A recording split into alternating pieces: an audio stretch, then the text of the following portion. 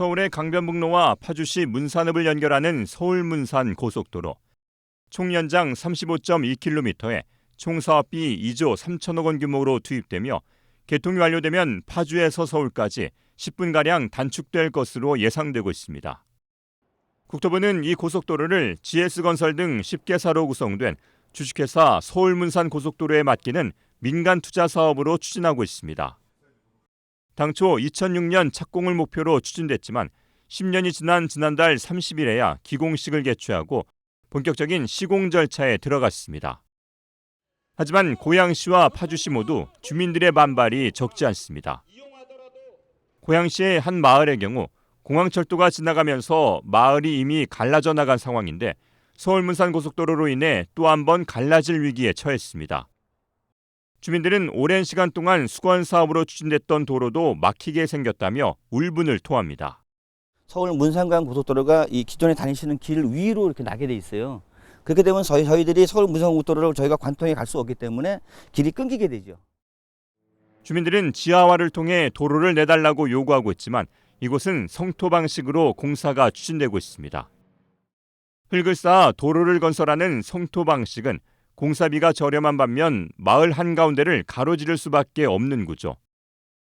주민 피해가 불가피하지만 전체 구간의 71%가 성토로 지어질 예정입니다. 실제 이게 성토에서 지나가다 보니까 아파트 3층 높이로 뚝을만 대로 지나갑니다. 그러면 서로 간의 마을 단절, 도시 단절이 되는데 4년간 고속도로의 지하화를 요구해온 파주시 원롱면에서도 성토는 절대 안 된다는 강경한 입장입니다. 앞에는 경의선 철도가 지나가고요. 마을 바로 뒤로는 고속도로가 지나가는 거예요. 그런 마을에서는 도저히 살 수 없지 않겠냐. 주민들 입장에서는 굉장히 분노를 느끼고 한번 될 대로 되라. 갈 때만 한번 가봐라. 이에 대해 시공사 측은 건설 비용 탓에 어쩔 수 없지만 성토 방식이 일반적인 건설 방식이라는 입장입니다.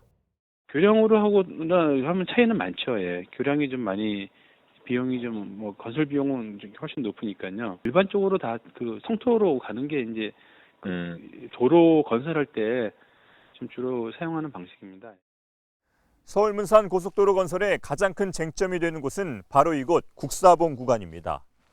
국토부와 시행사는 이 산을 깎아 휴게소를 만들겠다는 계획인 반면 고양시와 주민들은 환경 훼손은 절대 안 된다며 맞서고 있습니다.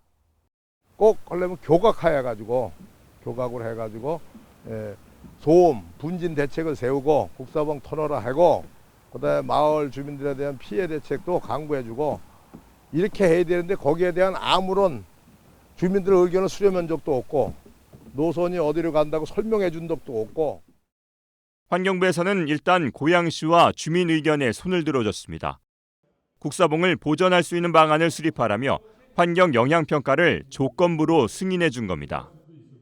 현재는 국사봉 구간만 제외한 전 구간에 대해 사업 실시 계획이 승인된 상태. 고양시는 협의체를 통해 협의를 진행하던 상황에서 국토부가 일방적으로 사업 승인을 내줬다며 반발하고 있습니다.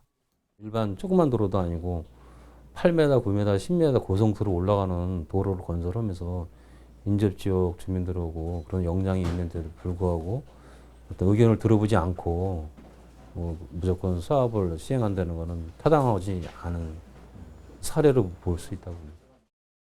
주민 의견 수렴 과정이 부족한 가운데 일방적으로 절차를 진행하고 있다는 지적에 대해 국토부는 추후에 협의를 이어가겠다는 입장입니다.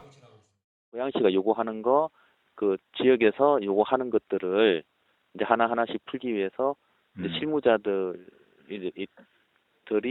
어떤 좀 그렇게 절차하려고 지금 그렇게 노력을 하고 있습니다. 당초 2006년 착공해 2011년 개통을 목표로 추진됐던 서울-문산 고속도로. 수많은 갈등 끝에 10년 만에 착공했지만 여전히 주민의 의견은 수렴되지 않은 채 사업이 진행되면서 2020년 개통 목표도 불확실한 상황으로 남아 있습니다. TBS 이동규입니다.